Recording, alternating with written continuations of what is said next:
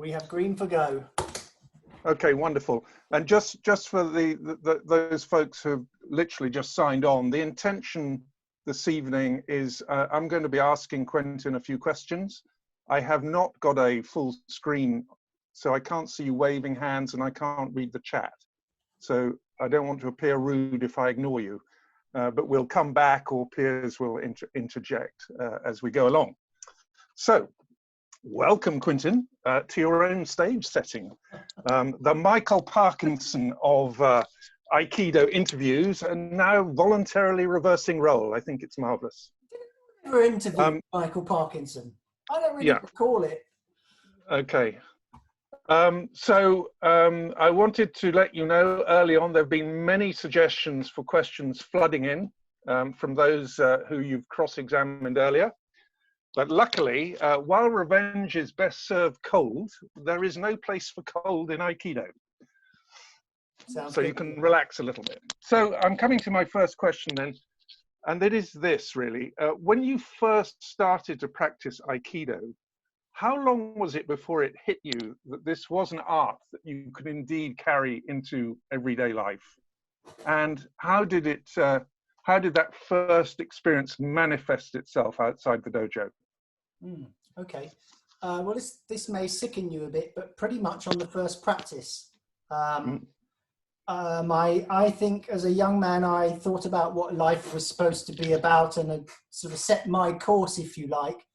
And when my big bro, Piers, told me to come along to Aikido because he was helping to open up a new club, and I started hearing what they were talking about, I thought, this sounds very familiar. So the ideas were very much in tune with where my own thinking had taken me anyway. So, yeah, kind of from day one. Okay, but does that mean, therefore, that you, as it were, experienced something of Aikido 24/7 before you practiced Aikido? No, I hadn't. I mean, I had played judo a little bit, but really purely as a sport and to keep me healthy. But I'd never done it for those reasons. It was just purely my own philosophy for life, really. And it just, as I said, it was just struck a chord. Marvelous. And so after you'd started your practice, when were you conscious of sort of this concept of Aikido 24/7, taking it outside of the dojo? When did that manifest itself? What was your first experience? Well, I suppose it's fair to say that whilst I was in tune with it, I was always the one who's being taught rather than the teacher. So I guess it's when I started to teach that I felt I could maybe bring a bit more influence to bear on how it was taught and what emphasis I wanted to place on it. I'd like to say it kind of always played a part in the way I was living my own life. Also made mistakes along the way. I'm not suggesting I didn't, but it was kind of a guideline for me. But once I started teaching, particularly when I opened my own dojo, and then latterly when Piers and I founded Aikido for Daily Life, it became very important to me.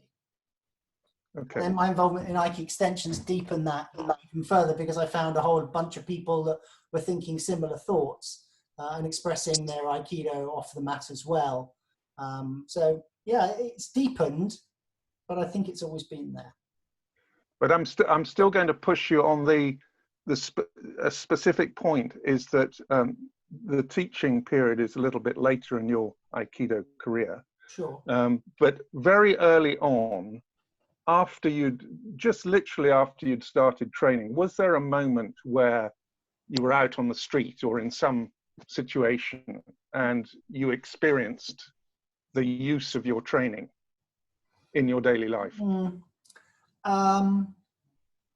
I don't think there was a specific dramatic story that I could tell you, but okay.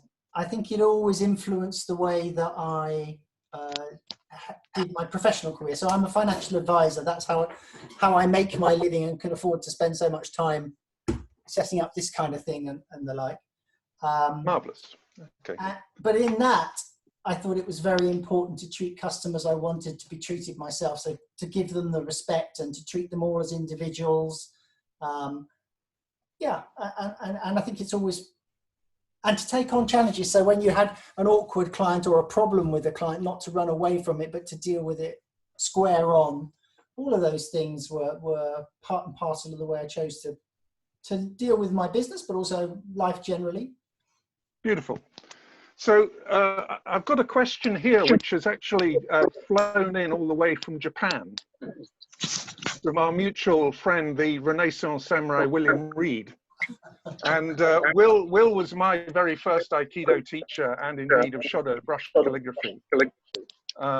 And his dojo was part of Tohei Sensei's Shinshin Totsu Aikido, mind and body coordination. And the emphasis, there was a great deal of emphasis in classes on the conscious mind and the subconscious mind.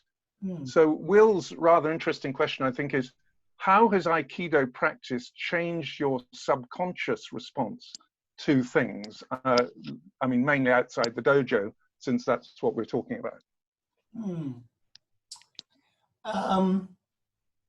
I would say that the first thing I would say is that a lot of what I know now was subconscious knowledge and now is conscious knowledge, and I use it to deepen my teaching and I suppose my training as well. I suppose the subconscious is perhaps more closely linked with your instincts and your natural emotional responses to stuff. That still happens. There are still moments where I'm not terribly proud of the way I responded to a situation. But it's the measuring stick by which I go back and I say, that wasn't quite what I was looking for here. I don't think I did that as well as I should. And I'd like to think that every time that happens, the tolerance level and the push button bit get extended a bit. That's right. And so I think, in other words, what you're saying is it's a very deep reservoir, and you can train bits more of it to move into your conscious mind and world. I think just as on the mat, your training never stops, and there wouldn't be a person on this call who thought even one of their techniques was perfect. You know, you can go back to the very first technique you ever did, and you can still learn stuff about it. Well, I think that's just the same off the mat. You've got a plethora of life situations that you have never dealt with. And when they crop up, well, let's see how what you've learned on the mat helps you handle those. Lovely. Now, I'm continuing my little chat with Will in Japan. And so we're in the COVID era, and it's something dramatically new and different and challenging for nearly everybody. Yeah.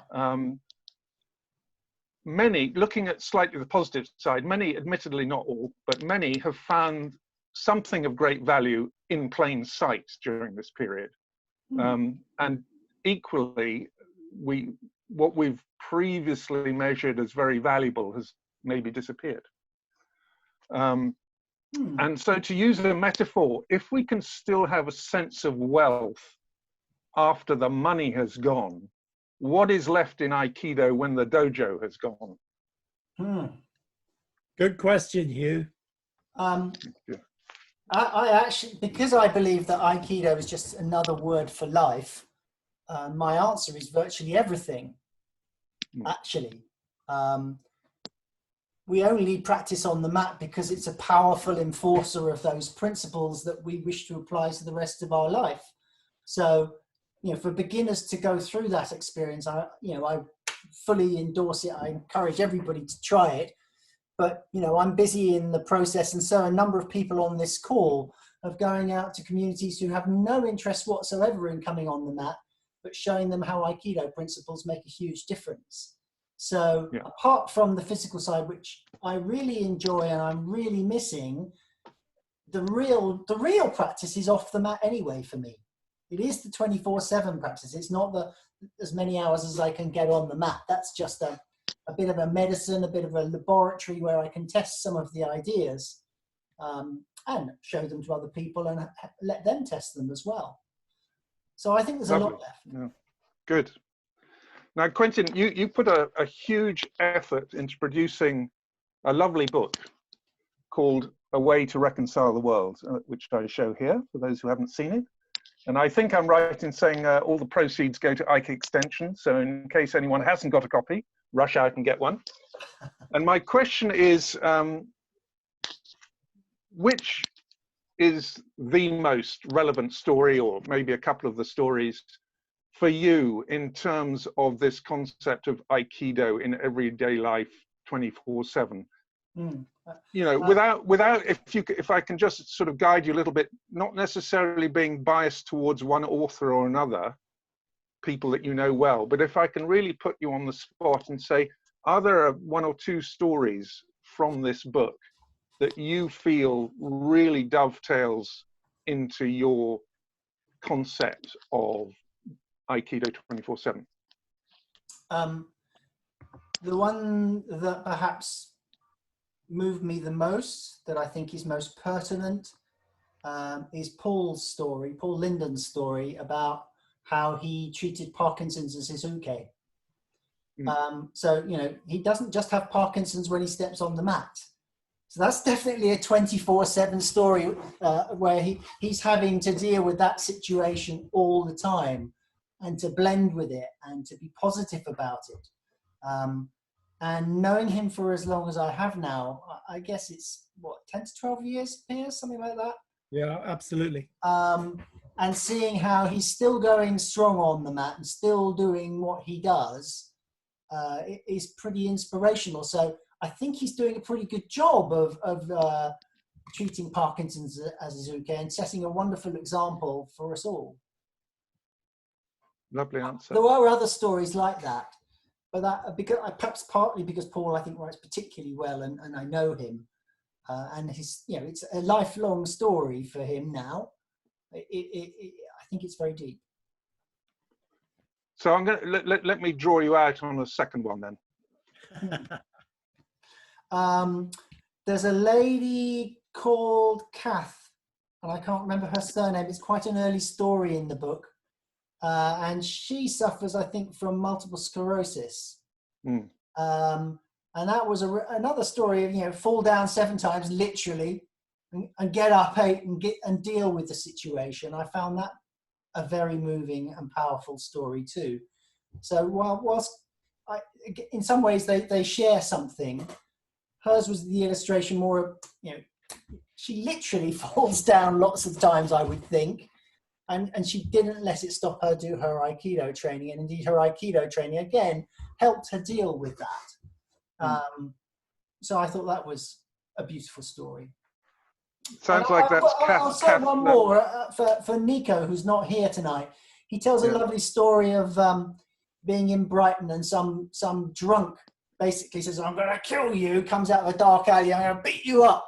And he stays very, very cool and is very friendly to the guy and talks him down completely. And it turns out this other bloke, the drunken guy, thought he was somebody else who had a go at him the week before. But I thought it was a brilliant example of how, although really challenged and threatened, Nico used all the principles to talk this guy down. And literally, I think the guy offers to walk him home in the end. Brilliant.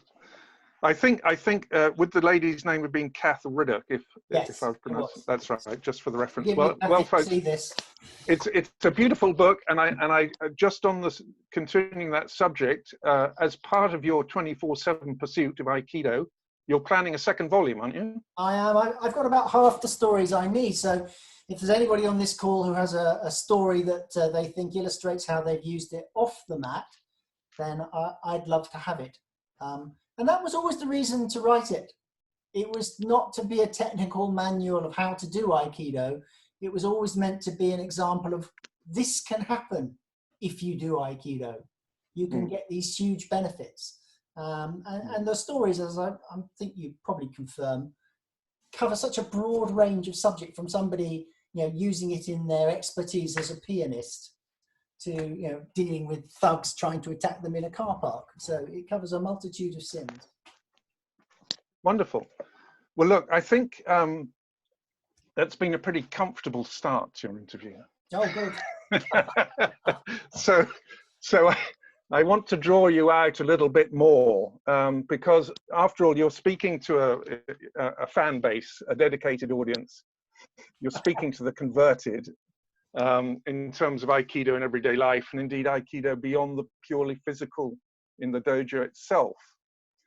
But it's true, is it not, that a large part of the Aikido community, and I won't say how large or not, people have different opinions, practice for the martial aspect of the art on the mat, and even for a sort of physical workout. Now that's stopped, and perhaps too few have chosen to follow the virtual path that we're engaged in tonight. What's your solution to this, both in terms of bringing more of the Aikido community, existing community, into the current virtual world, and secondly, longer term, persuading them that Aikido in daily life is a thing? I'm not so sure it's my job to persuade them. I would love to convert the rest of the world to think like I do, but I'm not sure it would make for a great world if that were the case. I think it's a question of I have to stay true to myself and what I think my path is, and offer what I offer. And if people like it, then they take from it what they can and will. You know, I've been working on the Aiki Extensions board for some considerable period of time, and I think we've done amazing things given the resources we've got. But it's quite apparent that we're probably not going to save the world tomorrow. So I think my job as an individual, as a teacher, as perhaps a thinker within the Aikido world is just to present a case and light candles. To use an analogy that Piers used a few weeks ago, the job is to light candles, and you know, hopefully the people whose candles you light other people's candles, and the sort of puddle turns into a small pond, which turns into a lake, which turns into an ocean in the end. I really do believe that the ideas within Aikido can make a profound difference to the way the planet is run. So that's kind of the end game. I just don't think I'll be around to see it. And I certainly don't want to try and, I don't think I have much chance of getting those people who are doing Aikido for other reasons to change their mind. I'll offer my case, and if they come across it and they think, oh, well, maybe there is a bit more to it, then great. But I'm not going to beat myself up just because they don't choose to follow that path. They're doing what's right for them, I guess. Okay. It's probably worth pointing out in a conversation I had with Japanese earlier today that there was a comparative point that those practicing in Japan, whether Japanese or foreigner, surrounded by a sort of spirituality of being in the place, and that was something that was quite difficult to carry outside of Japan. But it does seem clear, maybe more in the UK than the US or wherever the audience is from, that the sort of spiritual element of Aikido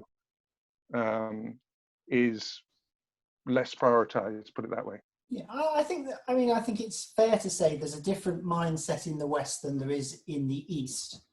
And we haven't got a very good track record of taking Eastern ideas and sticking with what their origin was and their purpose was. We tend to turn them into sports, which has kind of happened in a way with Aikido. Some of the core elements of our sensei's teaching have been lost. That said, I think our job is not to keep it as a Japanese art, but to find the essence of the teaching and teach it within the cultures to which we belong. I think that is Aikido in everyday life too, that we find where we are in the society we are, and we approach the people that have the same way of thinking as us, and we find new ways of passing that message on. Okay, so I like the answer. I still think there's an element of being within you know, within range of the converted, so to speak. So I'm going to ask you another question now, to which the answer is not. I'm not going to allow you just to say, I need to light a candle. So I want to transport you to a peaceful countryside setting in Japan now, Quentin. No specific time. You happen to have a long white beard. You are seated under a beautiful ginkgo tree turning yellow in the autumn chill. You're a master of many martial arts and you've learned spiritual elements. Realizing that the combination of these things can transform the world. And your team, you've got a clever team around you. Someone has suggested a trendy name, Aikido 24/7. No one has heard of this yet, and no one practiced this thing called Aikido 24/7. No one in the world has heard of it. Nobody does it. So allowing for the fact that you have all the modern communication tools at your disposal, how would you go about spreading this great idea around the world? Well, in a way, this community here, these Thursday evenings, is one of the tools I've used to sort of get my message here. And to some degree, I think that's worked, because I've got people from countries that I would never have expected to be attracted to this, who keep showing up week in, week out. So certainly I think putting stuff out there, and even when we get back to the mat, I won't leave. I might not do this every single week, but I still intend to hold sessions every now and then, because I think to some degree we're out of balance. When we go on the mat, the emphasis is on the physical, inevitably. And that's important, but sometimes, and that's one of the reasons why I think Aikido has gone wrong, it gets lost purely in the physical, those deeper elements, the mind-body integration, the philosophy of it all has got lost. Because people are too worried about where they put their feet and their hands rather than the bigger picture. So I think these sessions actually can be very valuable. Writing blog articles, well, I do that. And using YouTube to put these sessions out there and to occasionally record stuff that I think is important. I'm putting together a course online for Aikido University, which will be about Aikido and its relationship to leadership. So I'm doing actually quite a lot of sort of techie stuff to get my message out there. And I think it takes time. I was talking to Sean by email earlier this week, and I was saying that when you do, well, no, it's Gordon, I think. Someone this week, I'm pointing out that, you know, I did a blog, and I did it because I wanted to get my ideas out there. But I also did it because when I wrote, I found I learned stuff. It sort of kind of consolidated my knowledge, and it brought stuff that was in my subconscious to my conscious mind, which helped me. And I wanted people to read it, but I didn't necessarily expect them to. And the more I've written, the more and more people tend to go to the blog articles. So that's gratifying. And actually doing these sessions on YouTube, I'm finding that, you know, you get many more people watch it than I would have imagined would. And many more people are subscribing to the channel to watch them, which again, I mean, it's amazing. It's what I would love to happen, but it wasn't necessarily anticipated.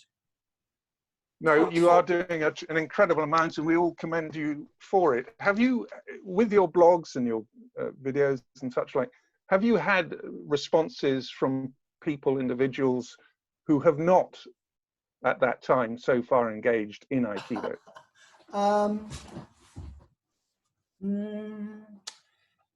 No, I don't think I've had strangers who don't practice Aikido come to me and say, wow, I read this and you know, I'd love to start doing Aikido. I have had that part of Aikido that thinks it's purely martial attack it and say what a load of rubbish it was. Yes. But hey ho. I took that actually at the end of the day as a mark that I was making progress, that somebody actually felt the need to have a go at it. Yeah. Okay, so my next question, moving on, is somewhat linked to what I'd call future messengers, if you like. And by this, I don't want to upset anybody by saying it doesn't exist, but the fact is, certainly, again, in the UK, and it varies a great deal from country to country, many Aikido dojos are male dominated. Yeah. It's not automatically an issue per se, but it can have implications for the style of practice and the general environment in a dojo, I think. Could you tell us what greater role, and I am suggesting an enlarged role, you would advocate firstly for women and secondly for children, specifically for growing the art of Aikido generally and taking it into daily life? Yeah. Let's talk about inclusivity generally, but we'll focus on women as you asked. Yeah, I think it's one example of how Aikido hasn't really lived up to the philosophy. Because if you go to Japan, how many senior female teachers are there that have made it through? Very rare, very rare. So Japan's not a good example of equality on that basis. And I guess it's less true if you go to California. There's so many great women teachers there, in America generally, but it's still true there. And I think it's generally true in the martial arts world and most dojos. It tends to be more blokes. And I think that's because when you visit the websites, what do you see? You see pictures of swords and people being thrown through the air and all sorts of dramatic stuff like that. And I have to say, there are a lot of people who don't find that appealing at all. It doesn't sell the big message of how Aikido can save the world, if indeed it can. So I think a lot of people just are putting the wrong message out there if they want to attract a more balanced community, which I think is invaluable. I've worked really, really hard on our website to make it seem a friendly place for any age, any size, any whatever, with either sex, whatever it is that you're hoping for, you're welcome at my dojo. And I emphasize that. And I emphasize the fact that for me, it's not just about throwing people about. In fact, martial arts is, I say, being able to defend yourself is a byproduct. It's not really what we're there for. So I think... can I come in, Gwen and Hugh? I think there's David has asked a question that links to this very well. And he says, do you think we should advertise it as a contemplative spiritual art? I've got a problem with the word spiritual because I don't think it's very hard to define. I've had a conversation with Sean here, and I was on a session with Paul Linden the other day, and he asked, what do you want to talk about? And I said, well, let's talk about spirituality, knowing that would be a hot button for him. And we did come up with how we wanted to handle it, which was, it's what you experience in the body, basically. And we didn't come up with something nebulous that you can't really define and can't really understand. So I wouldn't want to describe it as using the word spiritual, because I think it's problematic. I'm not saying it's not spiritual, it's whatever you want it to be, but I wouldn't market it using that word. Contemplative, yes. I would just say, my own personal choice is it's a self-development art. It will help you fulfill your potential. It'll make you healthier. It'll make you more confident. It'll improve your relationships. Oh, and by the way, it's a self-defense. That's kind of the way I go about it. Back to you, Hugh. Yeah, so the second part of this, thank you, Piers. The second part of that question was focusing on children, who are, after all, for everything in life, the future pipeline. And I've personally been very impressed by some of the children teaching I've seen, particularly on continental Europe, and during this period where adults can't practice physically so much. What are your thoughts about that? I think it's important that it's done, because you never know what seeds you're sowing and where they will go. It's a hard area to work out, because I think this is quite an adult art in terms of its thinking. And I don't think you can really develop that very well with kids. They don't understand it. They just want to play. I think many martial arts run kids classes, and it's there to make money rather than actually to do anything really good. Okay. So I've got it's difficult. I think we need to encourage youngsters in, but I'm not sure what age is meaningful. It doesn't seem to me that they stick around, that many start at the age of 6 and are still doing it at 26. So there's something wrong there. There's something wrong. I mean, I too have met some really great teachers of children, and perhaps they should be answering that question rather than me. I've done it, and I think I did it reasonably successfully, but I always found it slightly frustrating. You know. Okay, let me make it much easier for you then, and move to the other end of the spectrum. So our world generally respects grey hairs, particularly in Asia, and traditionally teachers rise to the heights of the art through long practice and rank, not necessarily combined with teaching ability, but I won't go there. So what I want to ask you instead is there an untapped market in the older generation, and indeed elderly generation? Has Aikido got something to offer this group in our society, perhaps outside of normal dojo practice? I think it's got something to offer everybody, Hugh. I mean, I wouldn't target a particular age group. My own view is that you respect everybody. You should respect everybody all the time. But you know, in a class, whoever comes to your mat, however experienced they are in life or on the mat, you give them the respect. And just because you're 80 years old doesn't mean that ultimately you prove that you deserve it. But equally, you could be 5 years old and be very deserving of it. So my position is that you give respect right from day one until somebody proves that maybe they're not necessarily worthy of it. I mean, and traditionally, Aikido has been one of those arts that when people have got all bust up doing other martial arts, they come to us because they believe it's a way they can carry on and still survive. So clearly there is a market for older people doing Aikido because they think it's a softer art. And in some clubs it is, and some clubs it's not. And again, for me, that's a respect issue. So I have a bloke who comes along, still turns up occasionally. He's about 80, I think he's 87 now, Derek. And, you know, he doesn't want to be thrown on the ground anymore because he struggles to get up. Well, I'm not going to make him feel bad about that. You just have to accept what his body can do these days. That he's an extreme example, but I think that's what you do for every student. I mean, Vitaly's sitting in a wheelchair, so he's not going to perform in the same way as some athletic 20-year-old. Steve's blind. He operates in a completely different way.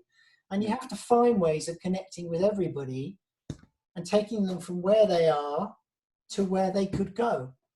And that's kind of one of the fascinations of the art for me as a teacher, to try and understand where the person you're trying to teach is and how you can move them on, and to do that as rapidly as you can. Maybe it took you 6 months to really get the feel of somebody in the past, but I'd like to think I'm probably a bit quicker and a bit more intuitive about it now. Not all the time, of course not, but just trying to be there where that person is and help them take the next step. That's the job, I think. And I'm not particularly interested in targeting a particular age group. Okay. I think you just used the phrase connecting with everyone, and time has zoomed by.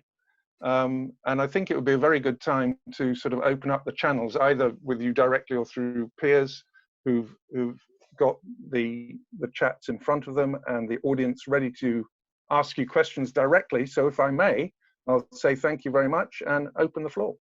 Sure. Okay, David had another question relating to children, and I think it's pretty good. He says that if you believe that practice is more, that Aikido is more a physical practice, more than a physical practice, then does it make it less interesting for children? I think potentially what he's saying is, actually, are we being condescending to children? And also it depends what age we consider a child to be a child, because I remember very clearly thinking when I was 13 that I knew everything. Obviously I knew sod all, but I used to think I knew everything. So, you know, I think it's a very good question. Yeah, it is. Sorry, what was that, Quentin? Piers hasn't changed a bit then? You cut that out. Throughout the time that I've run a dojo, I've always allowed children to come along. I don't run a specific children's class, but children can come along. And I've had plenty of children who were super impressive. And I didn't dumb it down just because we had children there. I did make it a bit more playful for them individually. I'd be a bit more playful with them, but I didn't dumb down the message or what its purpose were. And I did try to teach the values no matter what their age was. So I don't think we should lose that, but they operate in a different way, and you have to teach in a completely different way. And I think trying to not lose that balance between keeping them mentally engaged and physically engaged and having fun is a really tough one. And I think you need superhuman patience to do it. And to really get the benefit for the Aikido community, yeah, you've got to be very patient. I'm going to ask Gordon, actually, because you ran a successful children's club for a long time. You've chosen to sort of sideline that for the moment, but just tell us your experience, Gordon. Nice deflection, Quentin. I was teaching children's classes for about 15 years at 3 different dojos. So the dojo that I started at, and then the second club I went to, there were 100 children in the kids program. So we would break them up in the 6 to 8, 9 to 12, and teenage category. You have to present the material in a different way, depending on the age group, because they're developmentally at different stages in their life, and they will internalize the information differently. You know, one thing we found is you've got to get them moving physically. So we would play down the philosophy and play up the physical, the energetic aspects of it, because you lose them if you start talking about moving from your center and hara and all the rest of it. You know, you've lost them right from the get-go. You have to almost teach them in secret, I think. Well, I think that's a great way to describe it. Yeah. You know, when I started...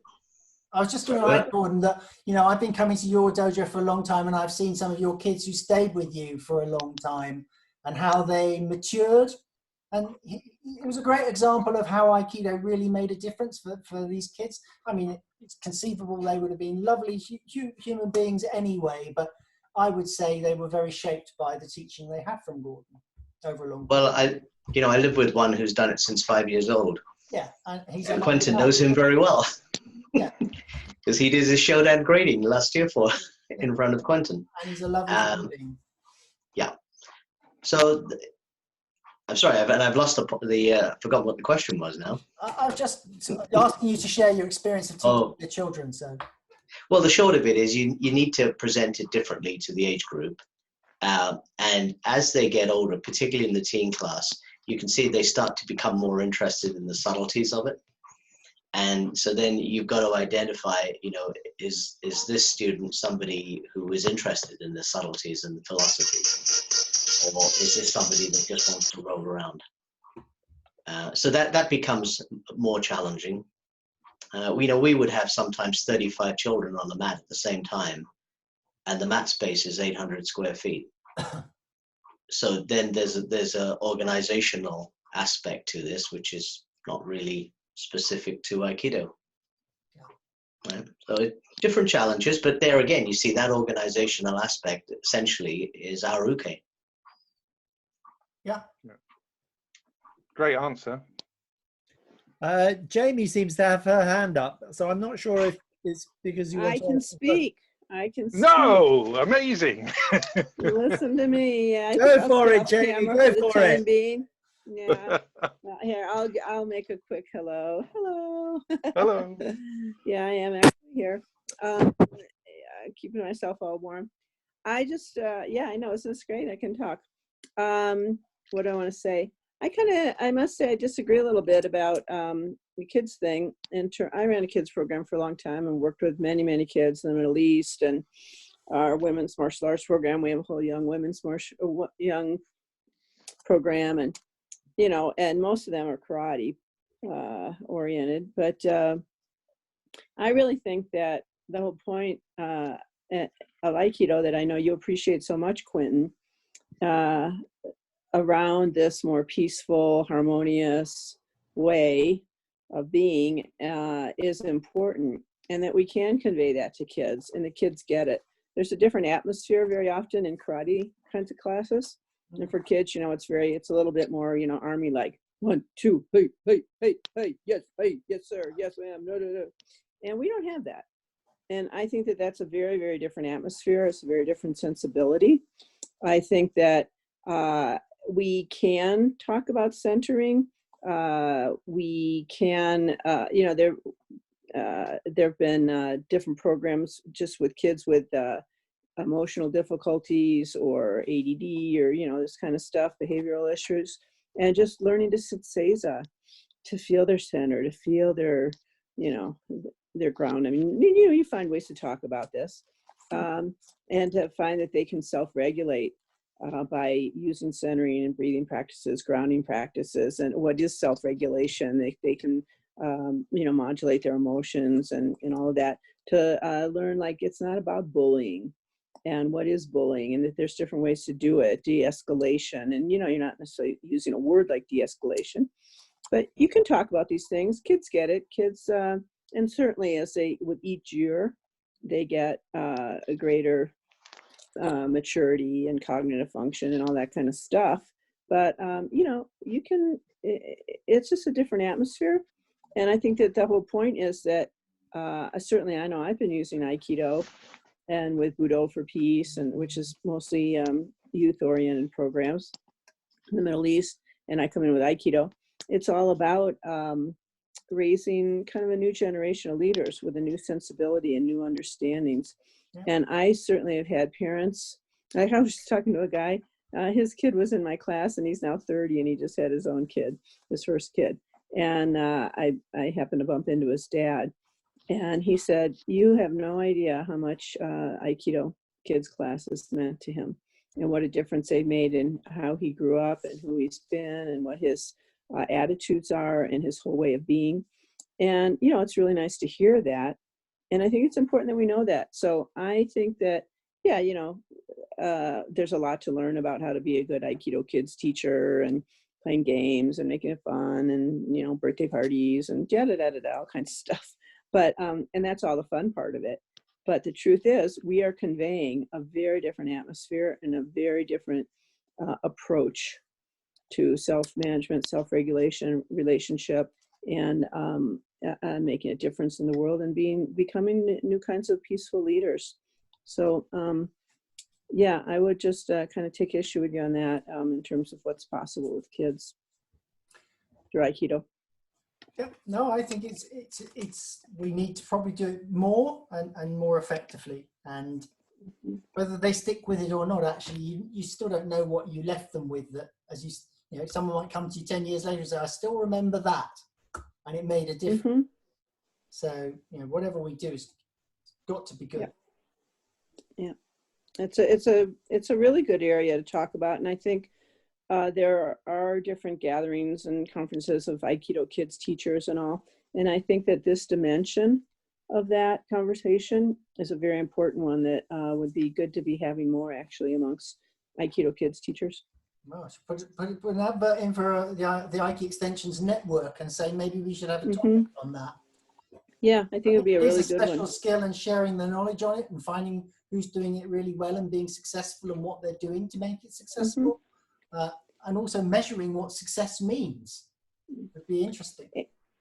And I also think, you know, with each generation, there is some evolution. And there's a lot of cool parents these days, and kids are cool. There's amazing consciousness and capabilities in kids. I mean, I've had a 3-year-old sit on my lap and I'm playing with my iPad and doing a drawing thing. And then you have to clear it so you can start all over again. And I cleared it, and I kept feeling like, oh, I got to do that. After 2 or 3 times, this 3-year-old is like clearing it, you know, herself. It's like, oh my God, the intelligence, the capability, the learning, the awareness in these kids, and with parents who have a lot more consciousness than like my parents did, you know, from being 50s America or whatever, 60s America. So it's different. And I think we really need to respect that and know that there's so much more potential in the kids, and that we can communicate these, you know, sort of more advanced spiritual ideas or whatever you want to call them in Aikido. We can communicate that to our Aiki kids. No, I agree. And I have to say that I think my parenting style was totally based on Aikido. I reckon my kids are pretty decent human beings. And I think that's in no small measure to the fact that Alison and I parented in the way that we did. And Alison maybe not so much influenced by Aikido. She's just a lovely person anyway. She already had it, Quentin. She already had it. But there you go. That's why we need more women in Aikido, right? Yeah, I mean, I do think that, you know, we all play a role, whether on the mat or off it. It's another example of taking it off the mat.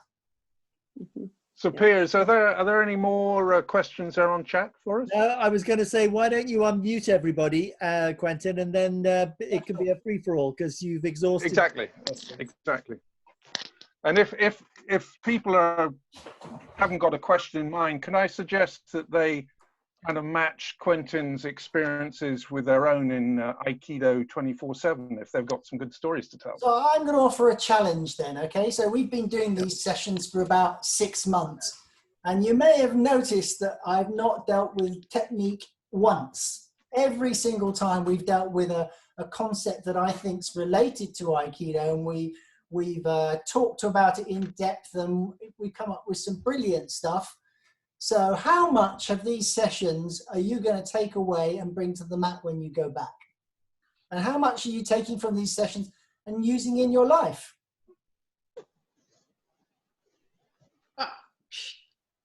So, gosh, I live Aikido. I don't know how else to say it. It's been part of my life for so long, and I came to it with a kind of set that allowed me to just like stream right in. I was ripe and primed, if you will, for training. And you know, I told this story the other night at this embodiment conference that I came to the mat because I had done a 10-day workshop with Richard Heckler's Lomi School, and we had an afternoon of Aikido, and I was like a duck in water until it was time for a Bokken strike. And I'm watching everybody, you know, getting off the line. My turn, sword comes up, sword comes down. I didn't duck, I didn't move. I was just like frozen. And my mind says, oh my God, what is that? So as soon as this 10-day was over, I went and signed up at the dojo to train. And I had 16 days of training on a Tuesday and Thursday. So there's a total of 16 days with Frank Duran, Shihan now. And then life showed up as a single mom and everything, and I needed to attend to my children. I stopped training. I was speaking to my mother one evening in a really rough conversation, and I found myself calm, not interrupting, letting her complete all the blah, blah, blah that was coming out of her mouth. And I looked down and I saw that I was standing in Hanmi. Mm-hmm. And I went, oh my gosh. I mean, in those 16 hours of training, something came through that was so profound that I went back to the dojo and I never left. It was like, you know, Both of my children trained in Aikido. They at some point stopped the physical practice, but they're in their 40s and they use this, what they learned as 7, 8, 9-year-olds, they use it in their life daily. You know, so we don't get to keep everybody, but I think everybody gets an imprint that sticks. Yeah. Yeah, well, that's good to hear. Patrick, you got your hand up. Yeah, this will be hard for me to talk about. So this is about, I'm dealing with my father's death. He's in hospice. He's got maybe 4 days left, I think. So, but here's how I'd like to relate. So those of you who don't know me, I'm Patrick. I'm Paul Linden's student. I've been with Paul for 18 years. And Quentin's influenced me. He's been to our dojo a couple of times, but it's had some major influence on me as well. And there's some other people like Mary Heine has influenced me. There's another guy, Corky Quakenbush in Florida. He's influenced me. So what I've done or try to do is take what I learned from Paul as the core and then add Mary stuff, Quentin stuff, Corky stuff into it and put it more as the heart piece, the centerpiece of what I do. So to relate it to my Aiki moment I had with my father, so I call an Aiki moment for me, an Aiki moment is when in the relationship you have a spontaneous change, okay? And usually that spontaneous change is something for the better. Okay, to me, that's what I define as an Aiki moment. So between my father and I, we take shifts in taking care of him because of the COVID. We don't allow, we have hospice comes in, but we try to keep it controlled and so on, etc. So it was my shift, and my father was really combative with me. He was cussing at me, which when he had like really bad dementia, and it's quite common, they say, when you get into these states and so on. So as a vibration in me, I was tightening and wanted to strike because that's an attack. You could, you know, a verbal attack, you could see it that way. So I'm sitting there and I'm saying, okay,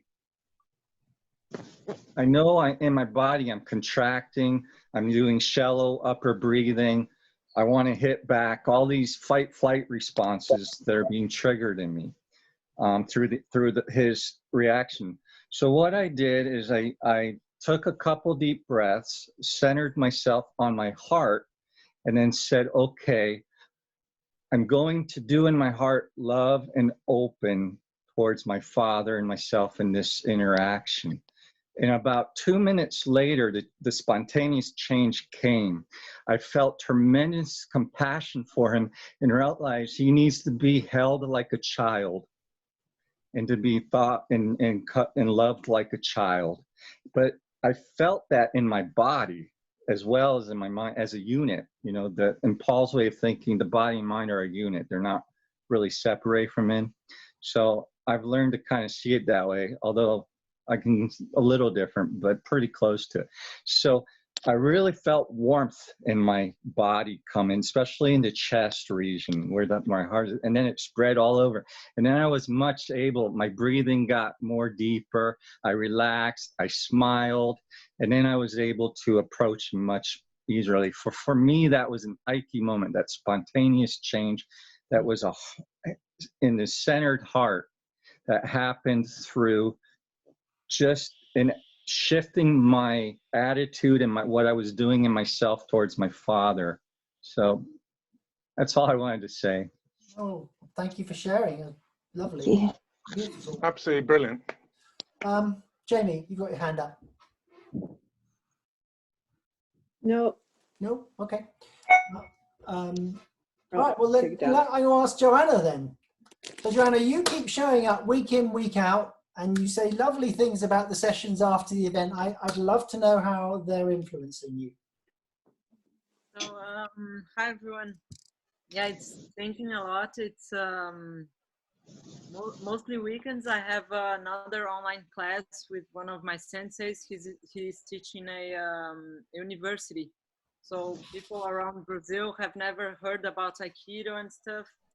And it's kind of every time I get out from here, get into the other room, and then I said, oh my God, this is this kind different worlds apart, because we really don't know these other people.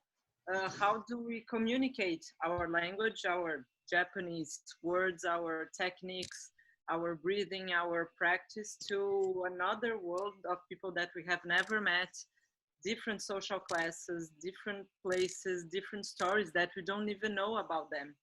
And sometimes my sensei invites me to share something. Most of the times I got really inspired from the sessions here.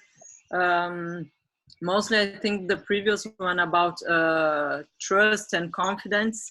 So how do you build a relationship and an environment like this? And then I was talking to my sensei after the class, and then I said, please build this environment and this relationship with people, because this way you are gonna keep them close to you, or even more, you are gonna empower them to spread the word around. So they might leave the class and talk to their families or talk to somebody, oh, you know, I learned how to breathe that way.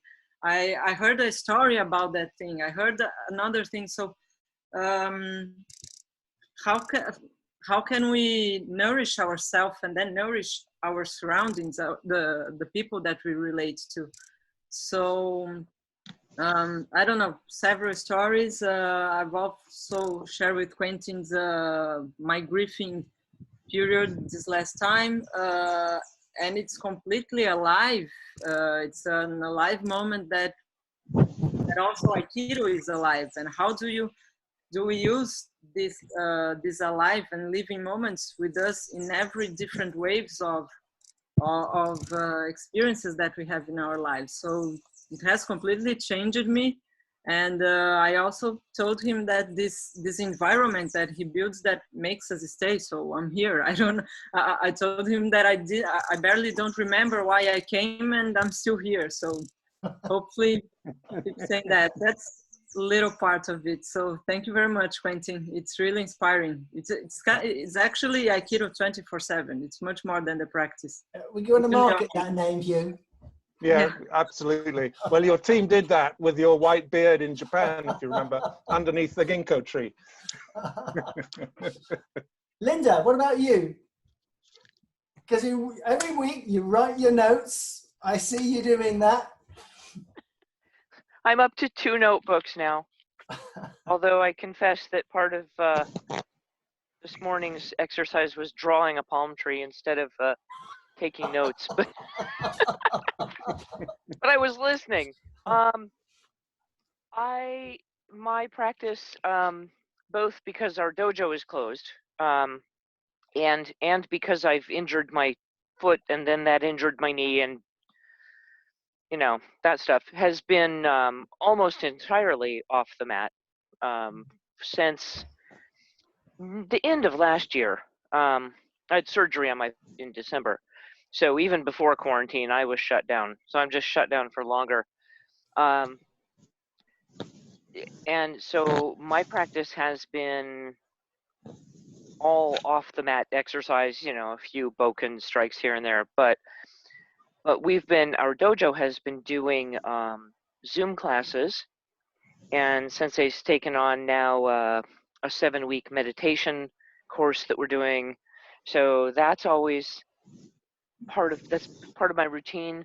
This discussion I'm so grateful for. It keeps me in touch with so many people that I used to only see once a year, which is wonderful, and a bunch of lovely new people. You know, so there's a great sense of community that comes from it, which is hugely valuable, never mind physical practice. You know, just knowing that there are a bunch of like-minded people out there in the world, like you said, lighting candles each in our own way is a big deal. I've taken the inspiration from this, and I lead on Thursday nights. Thursday nights my time. I'm in San Diego. I lead a discussion, which is usually 2 to 4 other people. It's a very modest little thing, but you know, it makes a difference. It helps glue our dojo together sometimes, and often in this kind of experience where physically separated, you know, there are people who really need to reach out and connect, and it's nice to be able to provide a venue for that. So I'm literally following your example, you know, not of the Aikido, but of the Sure. way of bringing a community together. Yeah. And then, you know, of course, I try to. I often have ideas, usually maybe one or two in each from each class that really hit me as, you know, something like aha, like the lighting a candle struck me today. And there was something else, oh, from Linda Holiday Sensei's discussion, something that keeps bouncing around in my head is the idea that we should treat every person who steps onto the mat as a potential teacher. You know, it's sometimes easy to sort of dismiss, oh, you know, they're probably just screwing around, you know, they want to come here for fitness and to chat. But if you treat everyone as a potential teacher, which I really appreciate that sentiment, you know, and that's kind of what's happening here. I find this a very egalitarian experience. You know, you don't have like the few people who matter and the rest of us who are playing along, you know. So it's very inclusive. So I appreciate that. Anyway, it affects me in all sorts of different ways, and I take it out into the world in a lot of small ways too. Oh, that's nice. So Thank I you. can tell you now that one of the topics I'm going to bring up in a whenever is going to be on leadership and hierarchy in Aikido. What role should they play?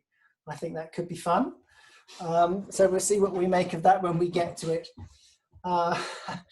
Sean, this is just the second time you've been here. Kind of, what sort of feedback can you offer?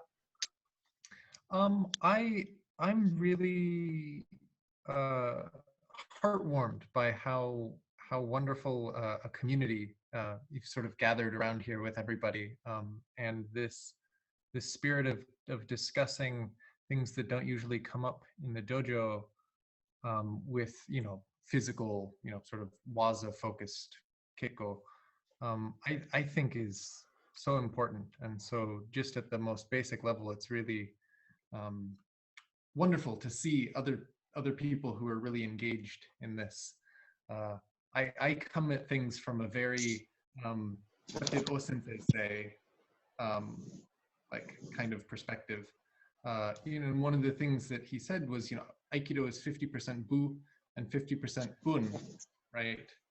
And we all have a pretty good idea of how we practice bu and study bu. But you want to just give us the translation for those who may not know? Oh, yeah. So John Stevens translates bun as like deep learning, which is a pretty good translation in this case. You know, O-sensei studied calligraphy and he kept up with the scientific literature of the day, and he was constantly reading, you know, the Reikai Monogatari by, you know, Deguchi Onisaburo, Kyocho, and he was constantly reading the Kojiki. And the idea of bun is that it's part of his sort of larger project to, as he says in Aiki Shinzui, to sort of see the true form of the universe and to bring it inside yourself. So this sense of deep learning of bun is these sort of cultural practices, studies through the arts and literature and poetry, through discussion like this, right? Of really trying to better understand the true form of the universe and yourself and how things work, and sort of deeply root that into your person. He also has a lot of quotes about, you know, whatever truth you find in things, you know, find the truth in everything, and like bring it deeply inside of yourself, right? So just let go of the things that aren't true, but you know, find the truths and bring them inside of yourself. And this is all kind of part of this larger project of bun. And so that's kind of the lens in which I see what you know is going on here, and it's really inspiring to find such a vibrant community. Yeah. David, you're always a thinker, and I would say that your traditional school of teaching was fairly physical, and here you are showing up in these sessions. I'm kind of intrigued. Yeah, well, yeah, it's a good question. Yeah, my school is definitely very physical. Although my teacher and his teacher, Master Noke, was certainly very spiritual. But his idea of Aikido was, you know, the amount of sweat that you come off was his definition of Aikido to a certain extent. In terms of, yeah, what's going to happen when I go back on the mat, whenever that will be, I will be different, but the difficult thing will be deciding, not that it really matters, where the influences are coming from. You know, as you know, I've been doing Feldenkrais training, so that's influencing how I move, how I think, how I breathe. I've also been on the embodiment conference this week, as well as other people. So again, you're thinking about grounding and centering and breathing from different systems and different ideas. It was fascinating watching the Sistema demonstration yesterday. So there's a number of influences will, I would hope, will change my Aikido when I get back on the mat, which is good. So I'm actually looking forward to. In some ways, you could think I haven't been on the mat since February now. So in that period, traditionally my most of your skills would disappear or would be less for not practicing properly. But there's been practicing happening through these conversations, through imagining what's going on, plus some other stuff on Zoom as well. So. But I think just giving me some ideas to think about in terms of the role of Uki and Tori. I love listening to your ideas and spirituality. I've loved listening to the things that Mary Heine Sensei said and Linda Holler Sensei last week around gratitude and taking people as they are on the mat, and it's applicable in many areas of the work we're looking at. So. It's yeah, I keep coming back because I'm getting something out of it. It makes me feel better, and it's making me think a little bit about what I do, how I will maybe teach differently, and possibly, yeah, I might introduce a little bit more discussion in the dojo around the less physical aspects of it. But interestingly enough, I had one of my first students got to first dan and then typically disappeared off the scene. But he came back a few years later, and actually he was better because he told me, what you taught me was really important, and I've really taken that on board, and I do try to live it. And I think he did. So I mean, he continued his practice in the way he chose to live his life, and he came back a much softer and gentler version of where he had been, when he left, which was rather encouraging. So you might just find that when you go back, rather than finding your skills have dimmed, that they've improved. Yeah, I'm expecting so.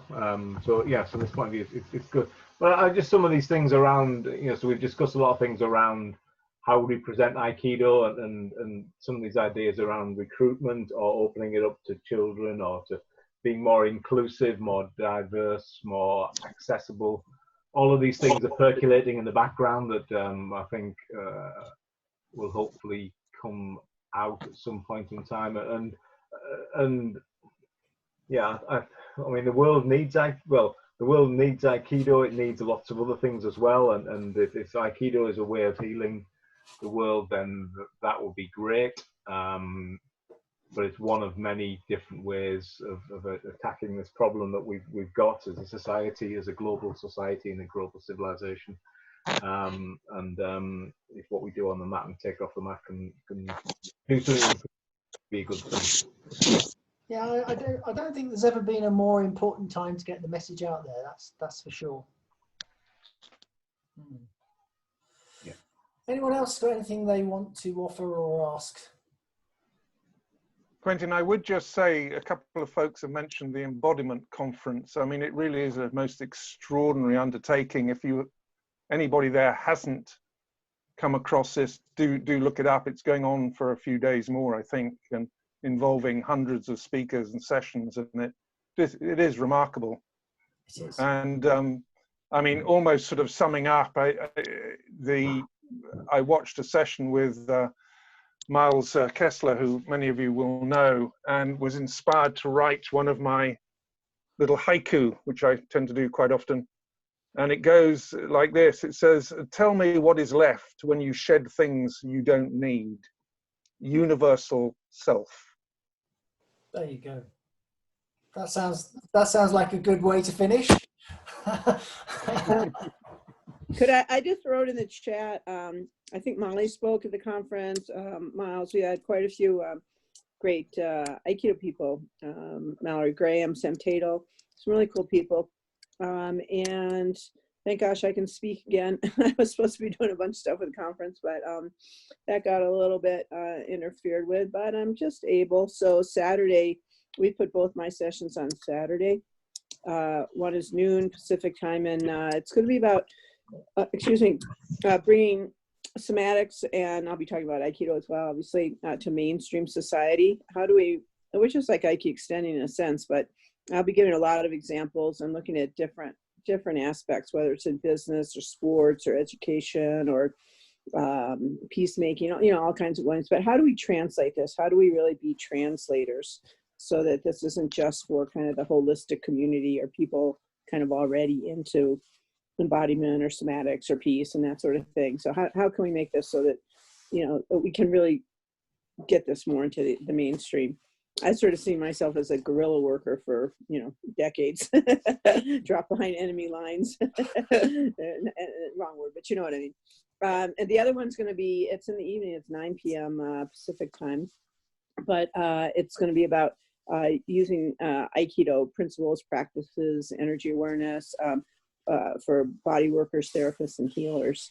And I've done a lot of trainings through the years for, in massage schools and body workers, and also consciousness in the body, some graduate courses in psych schools. And so I'll be kind of putting all that together, and it'll be very Aikido oriented. I have a friend, Elise Bauer, who's a Sandan, I think. She's going to be here. So I'm going to kind of have a client and an uke in a sense to work with, which will be really nice. But if anybody can make it to those. And also, so the Embodiment Conference really is an unbelievably rich library now of altogether over 11 days. I think it'll be about 1,000 presentations and all kinds of different channels.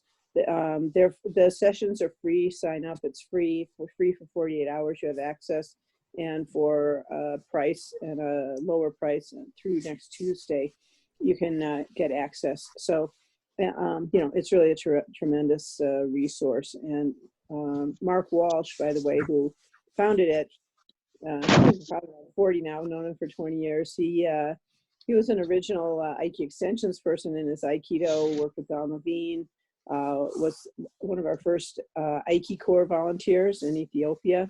And he's, been spending a lot of time in yoga and all kinds of other stuff. But, he's got just such a strong Aikido feeling and Aiki extensions background that it's really nice. And you guys, I'm sure you know him. He's always been at Aiki Extending, and he's right there in Brighton in England. So, it's a great thing to support and to tap into. Really, really tremendous. Pulled off an incredible feat. Mm-hmm. Just putting it together. Yeah. And kind of just to let you know, so next week, Chris Thorson will be back. We'll be looking at Aikido in business in particular. That'll be the subject. So there's an example of how do you take it out and put these ideas into the world. And I think it's a really important area, because I think so capitalist society has got a lot of, is at the back of a lot of problems in our world. And if we could be a little bit more moral in the way we transact business, the world would probably be a nicer place. So yeah, it'd be interesting to explore that one with somebody who's got a great deal of experience in coaching the ideas into business. But he will be talking Californian, so we'll have to keep him on the mark and get him to translate for us all. That's what my noon session on Saturday is about. There you go. Your Californian speak is a little more understandable, Jamie. Well, and when it veers off, because I live in California, I can say, okay, I know I live in California, so blah blah, and then I can go on. So that's always nice. All right, so thanks once again, everybody, for showing up. Thanks for your contributions all. It does make it a richer experience. And thank you, Hugh, for honouring me by grilling me as requested. Pleasure. Okay, see you all. Have a good Wonderful. Bye. Well, thank you. Bye. Bye-bye. Thank Hey, you. glad to see you Bye. talking, girl.